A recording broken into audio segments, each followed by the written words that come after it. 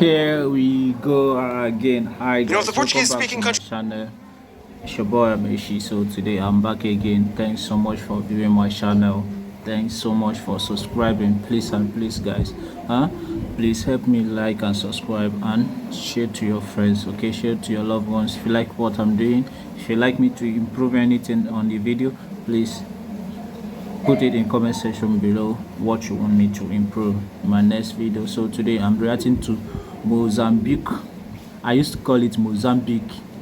It's geography. So please, let's watch and learn. Let's watch. Countries were hanging out in a group, it would look kind of like this.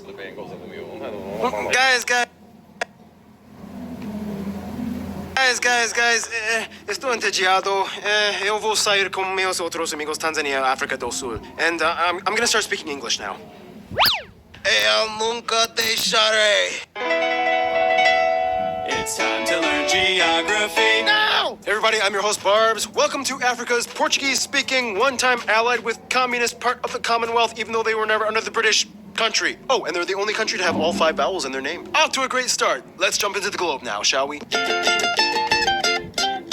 When it comes to Africa, location matters, and with Mozambique, it's a pretty sweet deal. The only issue is, historically, things got a little weird and they had to kind of adapt to, like, a billion different changes. First of all, the country lies in Southeast Africa, bordered by 6 other countries. Don't forget little Eswatini and the Indian Ocean as their coast to the east, just to skip away from the Comoros Islands, Mayotte, and Madagascar. The country is divided into 10 provinces, the capital Maputo located in the south, encapsulated by the separate Maputo province, don't get the two confused. The city also has the country's largest and only international airport, Maputo International. After Maputo's general metropolitan area, the next largest cities are Nampula and Beira along the coast. However, along the coast you have the 3 powerhouse cities that control most of the trade sector with the largest seaports and railway hubs, Maputo, Beira, and Nacala. Unfortunately, the railways only go inland and do not connect to each other, so cross-country rail travel isn't available yet. The country has 3 main island archipelagos off its coast, the Quirimbas in the north, the Primeras and Segundas a little further south, and the largest one, Bazaruto, a little more south. However, this little guy, the island of Mozambique, is kind of like the most important piece to the puzzle as it was pretty much the hub that started the country. It was first inhabited by Swahilis, then a sultan, whose name is where the country gets its name from, and finally the Portuguese came in and took over. They built a naval base and a church made of coral, known as the oldest European building in the southern hemisphere. And speaking of cool places, some notable ones that you might want to check out if you ever visit might include the Heroes Square, the Benguera Lodge with lots of cool snorkeling, the historic buildings of Imhambane, the Grand Hotel of Beira, the statues of Samora Michael in Maputo, the Lion House, the Maputo Natural History Museum, and there are so many churches and cathedrals like these. Too many amazing beaches and diving spots. Tofo Beach and Ponta de Oro are kind of like the most popular ones. However, many Mozambicans I have talked to have said that Pemba in the north is kind of like the cool isolated holiday destination that the locals like to fly to and visit. Very few outsiders know about it. So now you can go there and, just like Bob Saget, completely destroy what was intended to portray as an innocent, wholesome image. Nah, but seriously, Mozambique is like the best hidden beach country that nobody really knows about. Nature here really knows how to stand out. Which brings us to...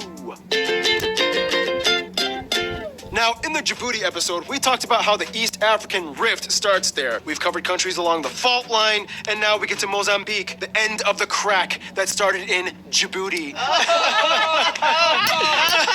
First of all, Mozambique essentially lies right where the African plate meets the Somali plate, which is more like a dangling shard that is still connected to the African plate. This is where the East African Rift starts and ends. The tectonic ridge cuts through the land and ends roughly around the middle part of Mozambique. The country is generally flat along the coast with mangroves along the shallow oceanic shelf that provides few natural harbors. The inland north and west have the highest mountains, including the highest peak, Mount Binga, shared with Zimbabwe. Technically, the largest lake is Lake Malawi, shared with Malawi, obviously. However, if you don't consider shared lakes, the Kaurabasa Reservoir is the largest inland body of water. It is the 4th largest artificial lake in all of Africa, created by the Kaurabasa Dam, which powers about 80% of the country, on the longest river, the mighty Zambezi. And speaking of mighty, it's time for my triple shot of espresso break, which means Noah steps into the ring and tackles the rest of the physical geography section. You can go now. All right.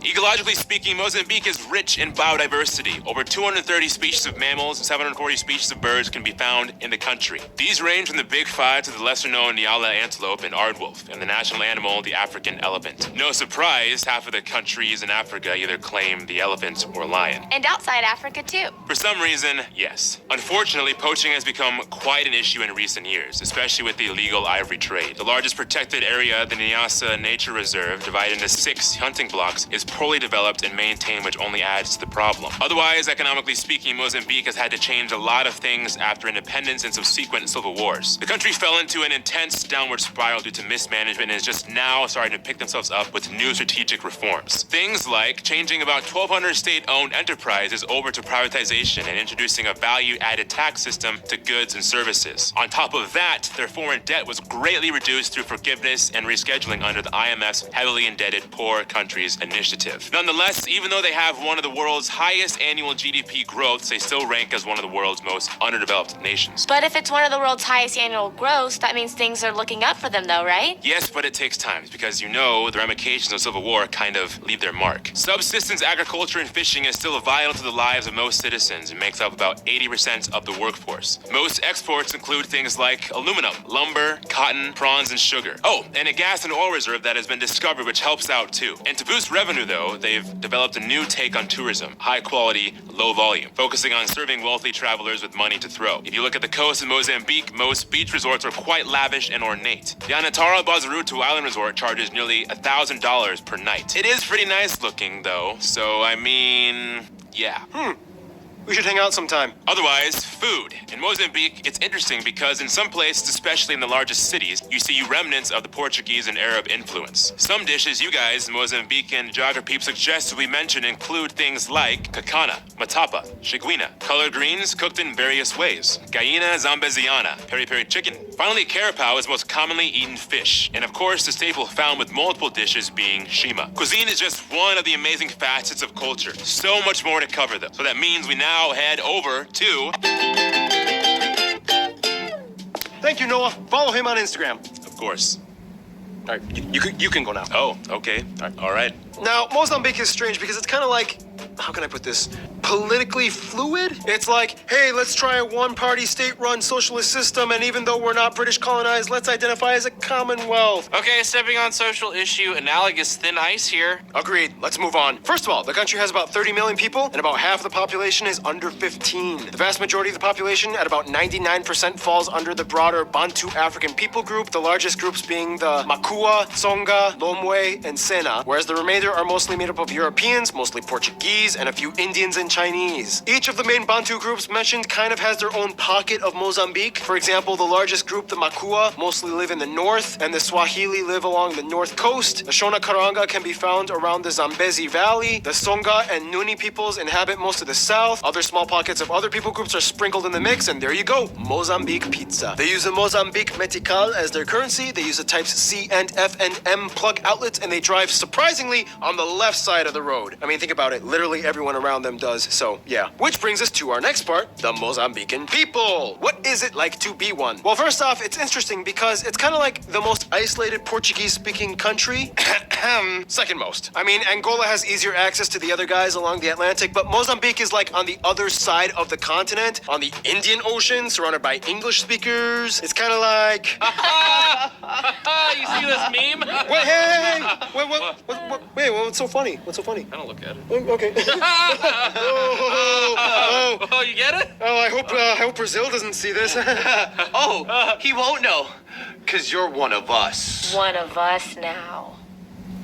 And that's kind of how they became a commonwealth in 1995. Over the years, they've pretty much kind of had to adapt to their surroundings. I mean, at one point, Portugal wanted to connect Angola and Mozambique in the middle, but then it was like... So, yeah, I'm gonna take all the land in between Angola and Mozambique. No, are you kidding me? My army's bigger. Okay, then. And that's how Zambia was born. To this day, Portuguese is the only official language used in government and media. However, it's mostly used as a second language after their various Bantu mother tongues. And of course, they have their own distinct way of speaking it. Here's one of our own Mozambican geographies explaining. Hi, My name is Adonai, and I'm from Mozambique. In the native Portuguese, they might say, Eu vou ao pequeno almoço. In the Mozambican Portuguese, we say, Eu vou matar bichar. Hey, my name is Tim. Bicycle. Portugal, you'd say bicicleta. Mozambique, you'd say ginga. Backpack. Portugal, you'd say mochila or mala. In Mozambique, you say pasta, which in Portuguese means paste. And probably the most typical Mozambican word is maningi, which is basically a way to say very. One common use of the word is maningi nice, nice being nice from English.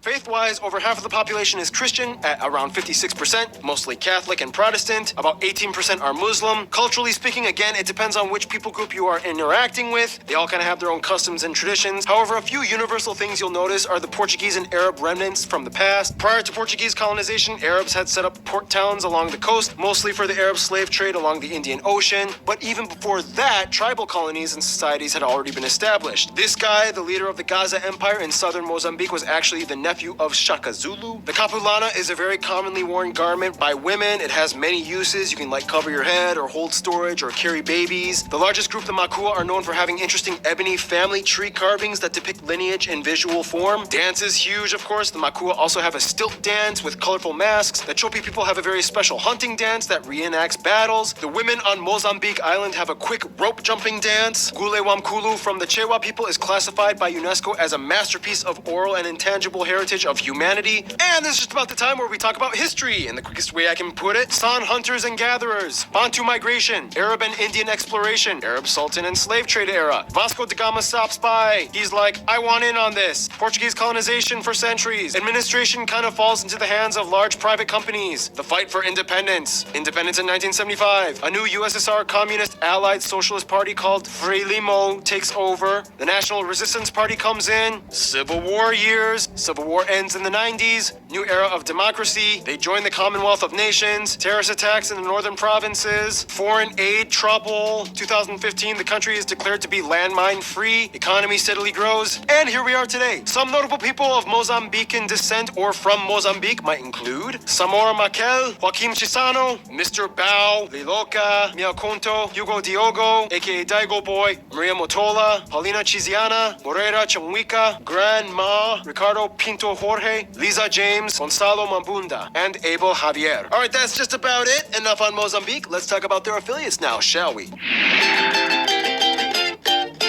Now, because of their unique location on the Indian Ocean, Mozambique has kind of had to adopt different diplomatic measures than the rest of their Lusophone cousins. Oh, and if you're new to this channel, Lusophone means Portuguese speaking. First of all, outside of Africa, the US and China have been heavily investing into the country, the US taking over much of the medical issues, mostly pertaining to HIV and AIDS, whereas China funds many of the infrastructure projects like the Maputo Bridge. After South Africa, though, Italy actually is their largest export partner and does amazing business with them in terms of trade. Mozambique loves Brazilian TV shows and movies. Angola is their closest Lusophone African friend. They just signed an agreement that allows visa-free travel between the two. I asked a lot of you guys, the Mozambican geography peeps, though, and many of you have said that the best friends are probably South Africa and to a lesser extent, maybe Portugal. Despite the colonial past, Portugal keeps close ties, not just as a Lusophone friend, but in business too. Today, they are the second largest private investor in the country. They canceled nearly $400 million in debt back in 2008, and they signed a $124 million fund towards the energy sector. South Africa's relationship, markets, and business play a huge role in the lifeblood that keeps Mozambique afloat. About a third of all exports go to them, and a quarter of all imports come from them. Historically, they supported the resistance party during Civil War times. Many Mozambicans move across the border to find work and education opportunities. They share many of the same tribes and people groups. Their former first lady even married Nelson Mandela. In conclusion, Mozambique is beautiful, but it's kind of like a political Lusophone anomaly that got stuck in the English world, but they kind of like it.